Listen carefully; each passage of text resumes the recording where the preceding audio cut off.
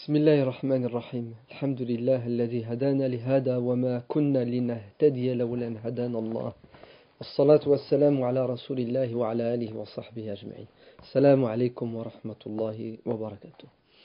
On va essayer de raconter dans ce nouvel épisode quelques histoires de personnages qui ont commis des injustices et qui ont été punis sur terre avant l'au-delà. Quoique parfois, lorsque l'être humain est puni sur terre, il n'est plus puni dans l'au-delà, parce que Dieu ne punit pas deux fois ceux qui se sont repentis ou ceux qui ont été punis sur terre. Mais voyons ces exemples afin que l'on craigne l'injustice. Le musulman doit avoir peur de commettre des injustices, parce que si Dieu laisse faire la personne pendant un temps, tôt ou tard la personne devra payer.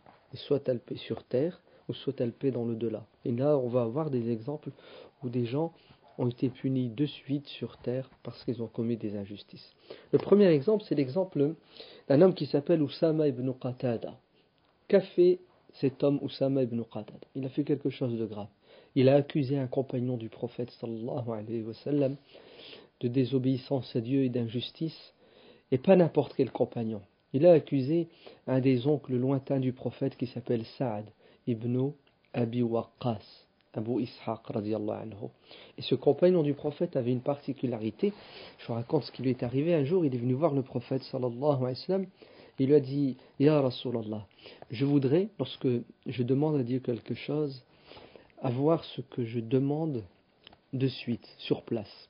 Parce que vous savez tous que il nous est demandé de faire des du'a, des invocations, et de demander à Dieu tout ce qui est bon, tout ce qui est utile sur terre et dans l'au-delà. Mais Dieu répond quand il veut, comme il veut, autant de fois qu'il veut. Et parfois nous avons ce que nous voulons et ce que veut Dieu de suite. Parfois ça dure quelque temps, et parfois on ne l'aura pas sur terre, mais on l'aura dans l'au-delà. Et Saad ibn Abi Waqqas voulait être quelqu'un qui, lorsqu'il demandait à Dieu, avoir ce qu'il demande, ce qu'il souhaite, sans attendre de suite. Et le prophète sallallahu alayhi wa sallam va lui dire: si tu veux cette faveur, à ce moment-là, tu l'auras à condition que tu ne consommes que du halal. C'est-à-dire tu ne devras manger que ce qui est halal, c'est-à-dire ce qui est autorisé. Tu t'éloignes de tout ce qui est haram, de tout ce qui est même douteux, et Dieu te donnera ce que tu veux quand tu lui demandes. Et Saad va devenir mustajab ou da'wa, comme on dit, c'est-à-dire à chaque fois qu'il lève les mains, il demande à Dieu, il a gain de cause. Le prophète sallallahu alayhi wa sallam était fier de son oncle. Il disait aux gens: qui a un oncle comme le mien, Saad ibn Abi Waqqas?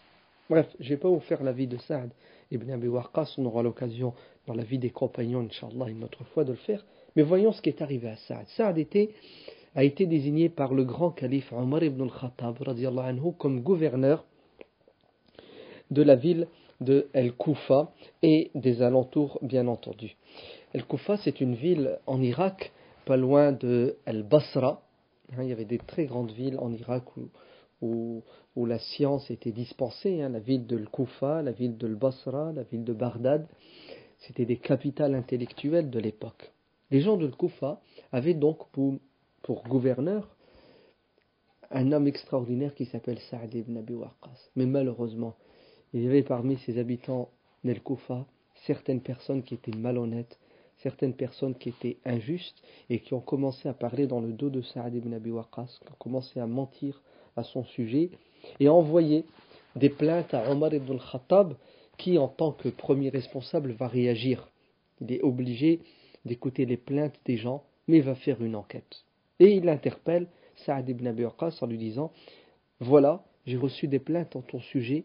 Les gens de Koufa disent que tu n'accomplis pas la prière comme il se doit. C'est-à-dire tu fais mal la prière. C'est lui le gouverneur, donc c'est lui l'imam dans la mosquée principale de la ville, c'est lui qui dirige la prière. Et il est accusé injustement par certaines personnes comme étant un musulman qui néglige, qui fait mal la prière. Et Saad ibn Abi Waqqas va se défendre en disant: Ya Omar, j'accomplis la prière comme j'ai vu le prophète sallallahu alayhi wa sallam l'accomplir. Les 2 premières rak'at, je les fais plus longues que les 2 dernières. Et Omar lui dira: je n'ai jamais douté de toi, ya Saad, mais je dois faire mon travail, je dois enquêter.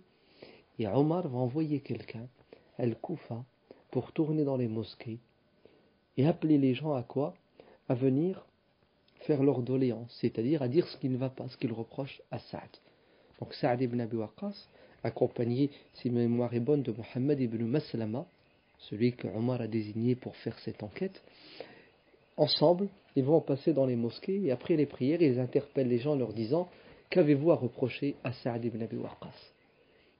Et de mosquée en mosquée, les gens vont pouvoir s'exprimer en toute liberté. Et ce qui est étonnant, c'est que tout le monde, à l'unanimité, reconnaît que Saad ibn Abi Waqqas est quelqu'un de juste, que Saad ibn Abi Waqqas est quelqu'un de proche avec les gens, que Saad ibn Abi Waqqas est accessible. Bref, personne ne dit du mal de lui jusqu'à ce qu'ils arrivent dans une mosquée, dans un quartier de la ville, la mosquée des Banu Habs. Et là, Mohammed ibn Maslama dit: est-ce qu'il y a des gens parmi vous qui ont des remarques à faire au sujet de leur chef, de leur gouverneur? Et un homme va se mettre debout. Il s'appelle Oussama ibn Qatada, Abu Sa'da. Et il va prendre la parole et il dira: puisque vous insistez, vous voulez à tout prix qu'on vous dise ce qui nous dérange en notre gouverneur, sachez que Saad ibn Abi Waqqas est quelqu'un d'injuste, qui répartit mal les richesses. Il ne donne pas aux gens ce qu'il devrait leur donner. Et en plus, Saad ibn Abi Waqqas est injuste quand il juge. Il est partisan. Il tient avec certaines personnes, même quand elles ont tort. Et Saad ibn Abi Waqqas n'accompagne jamais les gens quand il s'agit de partir au combat. Il envoie les gens à la guerre, à la mort, au combat, et lui, il reste tranquille chez lui. Cet homme, Oussama ibn Qatada, qui a pris la parole en public et qui a accusé Saad ibn Abi Waqqas de choses très graves, regardez ce qui va lui arriver. Saad va lever les mains au ciel et il va dire: ô Seigneur, je t'implore en ces termes, si cet homme est sincère et que ses remarques sont fondées, alors je ne prie pas et je n'invoque pas ta colère contre lui. Mais si cet homme est malhonnête et ce qu'il dit est faux, ce qu'il dit n'a pas de sens, mais il dit cela uniquement par haine pour me faire du mal, alors Seigneur, je te demande de lui donner une vie très longue. Je voudrais qu'il vive longtemps, mais qu'il vive dans la pauvreté et qu'il devienne la risée, la honte de tout le monde, si bien que les gens vont le montrer du doigt comme étant quelqu'un de mauvais. Point final. Voilà comment Saad radiallahu anhu s'est défendu face à qui? À quelqu'un qui l'accuse, qui n'a pas de preuves, quelqu'un qui l'accuse sans raison, alors que 99,99% des gens qui ont été interpellés au sujet de Saad ibn Abi Waqqas ont tous porté le même jugement. Saad est quelqu'un d'extraordinaire. Mais ouvrez vos oreilles. Dieu a écouté Saad ibn Abi Waqqas. Et qu'est-ce qui va arriver à cet homme? Des années plus tard, cet homme, dans la ville de Koufa, va devenir la risée de tout le monde. Tout le monde va rire et se moquer de lui. Il est devenu très très très vieux. La mort n'en voulait pas. Il avait même du mal à voir tellement il était vieux. Ses paupières ne s'ouvraient même plus. Il devait les maintenir pour pouvoir regarder et voir. Mais le pire de tout cela, c'est qu'il a vécu dans l'indigence et la pauvreté. Il est obligé de tendre la main et de demander aux gens à boire et à manger. Et la troisième des choses lui est arrivée. C'est que malgré son âge, malgré sa situation, cet homme courait après les femmes. Il regardait les femmes, il abordait les femmes, il essayait de les agresser. C'était quelqu'un qui n'avait pas honte, c'était quelqu'un qui n'avait pas de limite. Et lorsqu'on lui faisait la remarque en lui disant: espèce de vieillard tapant, hein, tu vois pas comment tu te comportes, tu fais des choses honteuses, vous savez ce qu'il disait? Il disait: que voulez-vous que je fasse d'autre? Je suis celui qui subit l'invocation de Saad ibn Abi Waqqas. Je paie aujourd'hui pour ce que j'ai fait il y a 40, il y a 50 ans, lorsque j'ai accusé un innocent, lorsque je m'en suis pris à quelqu'un de pieux, quelqu'un qui a peur de Dieu, un compagnon du prophète sallallahu alayhi wa sallam. Voilà ce qui lui est arrivé. Il a mal fini ses jours, et ce qui l'attend le jour de la résurrection, Dieu seul le sait. Mais en tout cas, si on doit tirer une leçon de cette histoire, c'est qu'il ne faut pas s'en prendre aux innocents. Il ne faut pas accuser les gens sans preuve. Il ne faut pas être mal intentionné, vouloir faire du mal, parce que si Dieu laisse faire, Dieu n'oublie pas. Et un jour ou l'autre, on paie sur terre ou dans l'au-delà. La roue, elle tourne, comme on dit. Et la preuve, regardez. Un second exemple, c'est l'exemple de Ahmed ibn Touloun, rahimahullah. Qui est Ahmed ibn Touloun? C'est un jeune garçon, en fait, qui est un orphelin qui a été adopté par Touloun. Touloun est un dirigeant, un émir de l'Égypte à cette époque. Le monde musulman, il y avait un chef principal qu'on appelle un calife.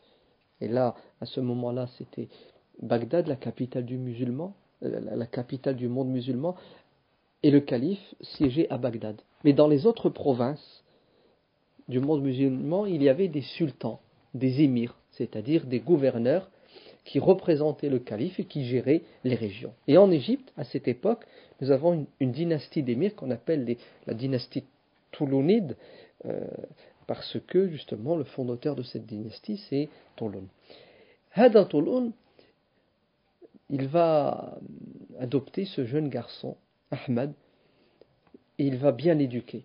Ça va être quelqu'un, mashallah, qui lit bien le Coran, qui le connaît par cœur, quelqu'un de très éveillé, quelqu'un de... Bref, tout le monde disait du bien de ce jeune adolescent, de ce jeune garçon. Il avait 15, 16 ans à cette époque-là, et en plus tout le monde l'aimait bien. Et un jour, donc son père adoptif, Touloun, lui dit, viens mon fils, va s'il te plaît dans tel palais.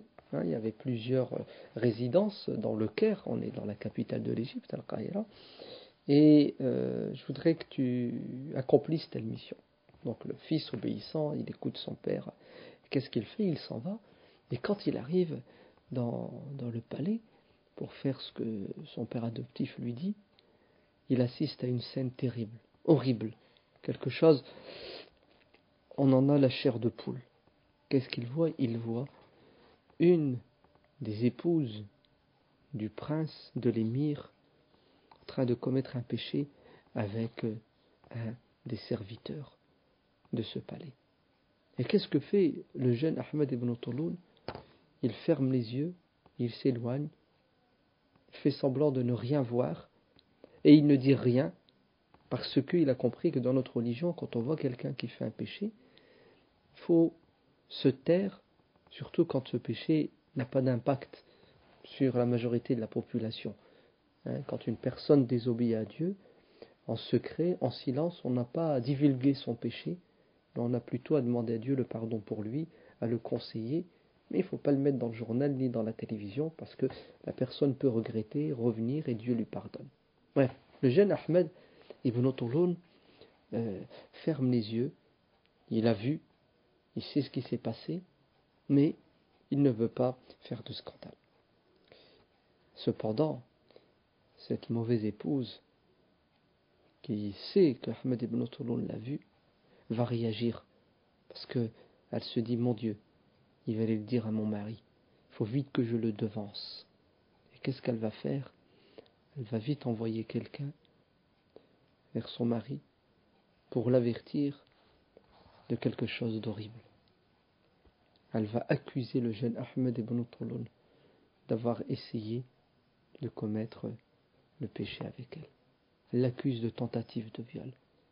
Elle dit à son mari, elle essaie de le convaincre, et bien entendu, elle sait comment faire, que ce jeune garçon qu'on a adopté, ce jeune garçon à qui on a fait du bien toute notre vie, voilà ce qu'il a fait, voilà ce qu'il a fait, voilà ce qu'il a fait.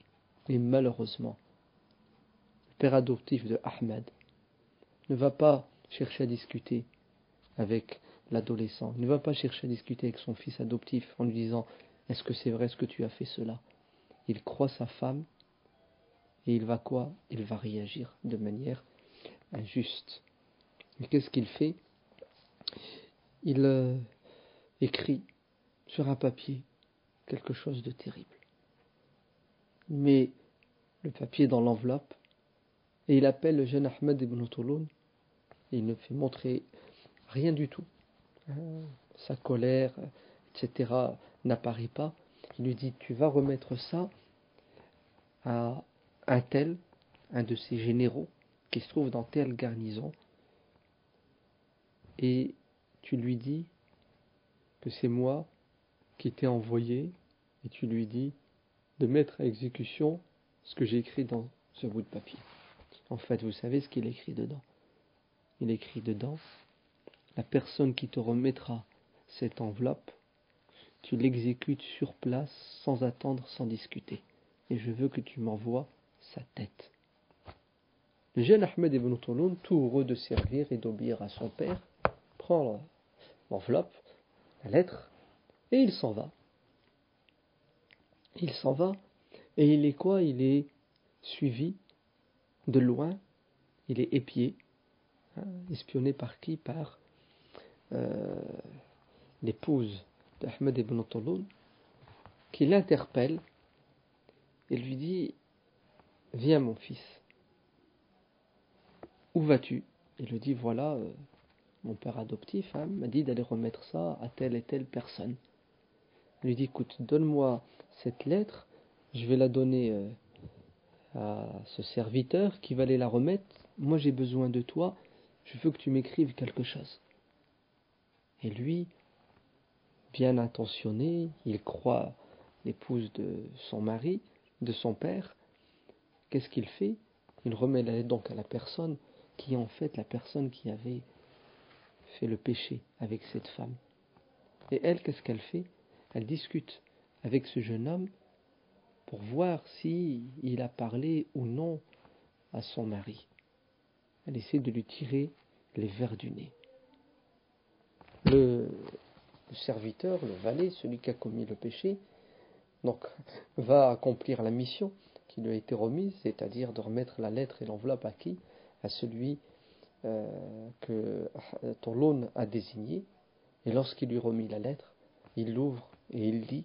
Et qu'est-ce qui s'est écrit? C'est écrit qu'il faut exécuter cette personne sans discuter, sans attendre. Et c'est ce qui va arriver. Ce valet va être donc arrêté, exécuté, décapité. Et la tête est remise à qui? Ahmed ibn Touloun. Et là, étonné, il ne comprend pas ce qui s'est passé. Il convoque le jeune Ahmed ibn Touloun. Il lui dit, je t'ai bien dit de remettre cette lettre à un tel. Il a dit, bah écoute, voilà ce qui s'est passé. Sur la route, j'ai été interpellé par ton épouse, et voilà ce qu'elle m'a dit, voilà ce qu'elle m'a dit. Je lui ai remis la lettre, elle l'a remise au serviteur. Et là, Touloun va lui dire, dis-moi la vérité. Est-ce que tu as essayé, est-ce que tu as fait ceci, est-ce que tu as fait cela? Et le jeune Ahmed ibn Touloun va dire, non maître, je n'ai jamais rien commis de tout cela. Et va lui raconter la vérité. Et là, Touloun va reconnaître la grandeur d'âme, la sincérité de ce jeune homme, de son fils adoptif, et il va le rapprocher encore plus et lui donner de l'importance, si bien qu'avant de mourir, il va lui remettre le pouvoir, et c'est Ahmed ibn Touloun qui va devenir le gouverneur de l'Égypte. Donc vous voyez qu'à travers cette histoire, on voit comment l'injustice, la personne qui commet l'injustice n'échappe pas à quoi? À la justice de Dieu, tôt ou tard. Ahmed ibn Touloun a failli tomber dans un piège qui lui a été tendu par qui? Par cette femme et cet homme qui ont commis un péché. Au lieu de se repentir, au lieu de regretter, ils ont voulu continuer dans leur égarement et dans leur erreur, et ça s'est retourné contre eux, contre lui en particulier, puisque il a été tué à cause de quoi? À cause de la ruse, à cause du complot qu'ils ont fomenté contre qui? Contre le jeune Ahmed ibn Touloun. Et la sincérité, la pureté, la droiture de Ahmed ibn Touloun l'ont sauvé, puisque, alhamdulillah, il est devenu un grand personnage qui a fait la fierté de qui? De son père adoptif. Alors ne commettons pas d'injustice, parce qu'un jour ou l'autre nous allons payer. La roue, elle tourne, comme disent les jeunes d'aujourd'hui. Une autre histoire, celle d'un un commerçant qui s'appelle Abul Qasim Ubaydullah ibn Muhammad. Donc on va l'appeler Abul Qasim Ubaydullah ibn Muhammad. On s'arrête à Abul Qasim. Il raconte son histoire. Il dit que j'étais un jeune homme et mon père avait un serviteur. À l'époque, on disait un esclave, mais son statut, c'était le statut de serviteur. Et qu'est-ce qu'a fait ce serviteur qui s'appelle Muqbil? Il a fui. Il est parti, il a disparu, on l'a plus revu, on l'a cherché. Bref, porté disparu. Les années passèrent, mon père est décédé, je suis devenu moi-même un commerçant comme mon père, et un jour, dans mes voyages pour le commerce, je passe dans une ville qui s'appelle la ville de Nisribin. Et alors que j'étais au marché, en train de discuter, en train de faire des affaires, j'avais grandi, j'avais une belle barbe, il dit comme ça, voilà que j'aperçois notre esclave fugitif, notre serviteur qui a disparu depuis des années. Il vient vers moi et il m'embrasse, il me salue avec chaleur et il me dit « Comment va ton père ?» Je lui annonce la mort de mon père et je commence à parler avec lui, à lui raconter tout ce qui s'est passé et lui, il fait son mea culpa. Je regrette, je vous demande pardon pour tout ce que je vous ai fait, j'aurais pas dû. Bref, il se met à pleurer, il fait le miskin, le pauvre, l'innocent, et il va même plus loin, il met en confiance Abul Qasim, et il lui dit, écoute, tu es de passage dans cette ville, moi depuis alhamdoulilah, j'ai une belle maison, je t'invite, viens dormir chez moi, viens manger chez moi. Et Abul Qasim a dit, je lui ai fait confiance, et il m'a accompagné, on a quitté la ville, on s'éloigne de la ville, et à un moment donné, une très grande demeure, isolée comme ça, il me dit, voilà, c'est ici que j'habite. On entre dans la maison, et dès qu'on entre dans la maison, il ferme la porte à double tour derrière, il sort son épée, et il me dit, tu es un homme mort maintenant. Il me fait avancer dans le couloir, on entre dans une pièce, et qu'est-ce que je découvre dans la pièce? Je découvre à peu près une quarantaine de personnes qui étaient assises là. En fait, c'était une bande de voleurs, des gens qui habitaient dans cette maison et qui vivaient du vol, qui vivaient euh, des meurtres, puisqu'ils tuaient les gens. Pourquoi? Pour leur prendre leurs biens. Et là, j'ai compris que c'était la fin pour moi. Ils m'ont ôté tout ce que je possédais, mes vêtements. Je me suis retrouvé en caleçon, dit-il, en sarawil. Ils m'ont pris tout mon argent. Et là, ils m'ont dit, maintenant tu vas mourir. Et je les ai suppliés en leur disant, à quoi ça vous sert de me tuer? Vous m'avez pris tous mes biens. Au moins laissez-moi la vie sauve. Et Muqbil réagit en disant, il est hors de question qu'on te laisse la vie sauve, car si on te laisse la vie sauve, tu vas aller voir la police et tu vas nous dénoncer. Et là, le pauvre Abul Qasim, rahimahullah, il se met à les supplier. Et il se retourne vers Muqbil en lui disant, tu as oublié tout le bien qu'on t'a fait?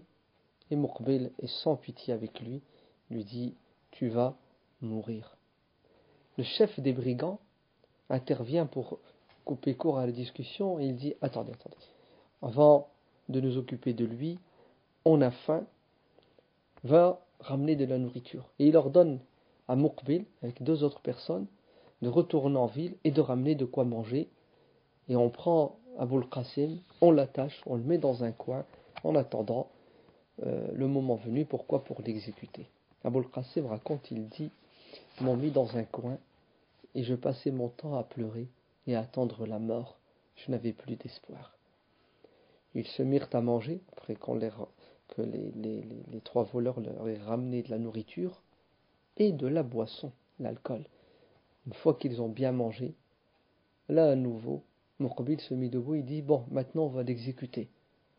Et Abul Qasim se remet à les supplier, en leur disant, écoutez, si vous me laissez la vie sauve, je vous promets que je vous apporterai d'autres richesses et que je dirai rien. Il a tout essayé, et là, Abul Qasim sent que c'est bientôt la fin de sa vie. Il se tourne vers un jeune homme parmi ces voleurs-là, et il le supplie en lui disant, je te supplie, de me protéger de la mort, afin que Dieu toi-même te protège un jour d'un malheur et de la mort. Et ce jeune homme a été touché par Abul Qasim, et il s'est jeté sur lui, il l'a serré dans ses bras, il a dit: il est sous ma protection, personne ne doit lui faire du mal. Et là les voleurs se mettent à quoi? Se mettent à se disputer et se partagent en deux clans. Ceux qui sont pour l'exécution d'Abul Qasim et ceux qui sont pour le laisser en vie et le défendre. Et le chef des voleurs réagit en disant: écoutez, on ne va pas se disputer pour cet homme, je vous propose une solution, c'est que nous allons l'attacher, nous allons lui fermer la bouche, et on va le laisser ici, et nous on va partir, et il n'aura pas la possibilité ni de crier, ni d'appeler au secours, ni de se libérer. Et une fois qu'on sera parti, après il fera ce qu'il veut. Effectivement, c'est ce qui va se passer. Ils vont l'attacher, ils vont le mettre dans un coin, et ils l'abandonnent là tout seul. Abul Qasim dit: quand ils sont partis, j'ai commencé à retrouver un peu le goût de vivre. Il a dit: je suis resté là des heures et des heures, en espérant qu'il n'allait pas revenir, en espérant que Muqbil n'allait pas revenir pour m'assassiner. Et après une journée, alhamdulillah, je n'entends plus de bruit, ils ont disparu, plus personne n'est revenu. J'ai réussi à me libérer, j'ai mangé ce qu'il leur restait, j'ai essayé de récupérer quelques vêtements qu'ils avaient laissés, et j'ai quitté cette maison en disant: alhamdulillah, j'ai la vie sauve, et je rentre à Nisribin, et je rentre chez moi. Et ce qu'il a fait, subhanallah, c'est qu'il n'en a parlé à personne, tellement il a été traumatisé, tellement il avait peur, et tellement il était sous le choc. Un an plus tard, il raconte, il dit: je suis reparti dans cette ville Nisribin pour faire du commerce, et le commissaire principal de la ville, avec qui j'avais de bonnes relations depuis toujours, m'invite chez lui, on discute, et dans la discussion, il m'annonce qu'ils ont arrêté une bande de voleurs, et que ces voleurs allaient être jugés, et que certains allaient être exécutés. Et là, Abul Qasim dit: je me suis mis à lui raconter mon histoire de l'année dernière, et il m'a dit: pourquoi est-ce que tu n'es pas venu les dénoncer? Il a dit: voilà, la vérité, c'est que j'avais peur, c'est que je me sentais en danger. Et le commissaire va le prendre avec lui, il va lui montrer les prisonniers, et qu'est-ce qu'il va remarquer? Il va remarquer que c'était exactement la bande qu'il avait séquestrée et qui avait tenté de l'assassiner. Et il va désigner Muqbil, le criminel, l'assassin. Il va reconnaître le jeune homme qui a eu pitié de lui et de son ami qui l'ont défendu. Et toutes ces personnes vont être jugées. Et les deux qui ont défendu Abul Qasim, qui devaient être eux aussi condamnés à mort parce qu'ils ont tué beaucoup de personnes, vont avoir la vie sauve, car ces deux personnes vont supplier Abul Qasim en lui disant: tu te souviens quand tu nous avais dit sauvez-moi, peut-être qu'un jour Dieu vous le rendra. Et ben voilà, aujourd'hui nous te demandons de nous protéger de la mort, de nous préserver de la mort. Et Abul Qasim va demander au commissaire, va demander à la justice le pardon pour ces personnes, parce qu'ils avaient un peu de rahma, un peu de bonté. Et Muqbil va être exécuté. Muqbil va finir comme il voulait que finisse l'élève de son maître Abul Qasim. Voilà, cette histoire est terminée. La conclusion, c'est que la roue, elle tourne. Celui qui commet une injustice paiera un jour ou l'autre. Ça peut durer un mois, ça peut durer 10 ans, ça peut durer 50 ans. Dieu n'oublie pas. Dieu laisse faire. L'injuste s'enfonce dans son sable mouvant jusqu'à ce que Dieu le prenne, le punisse, et la punition de Dieu est terrible. On va s'arrêter pour cet épisode avec ces 3 histoires. On se reverra, Inch'Allah, avec d'autres histoires, d'autres personnes qui ont été injustes et qui ont payé sur terre. Walhamdulillahi Rabbil Alamin. Wassalamu alaikum wa rahmatullah wa barakatuh.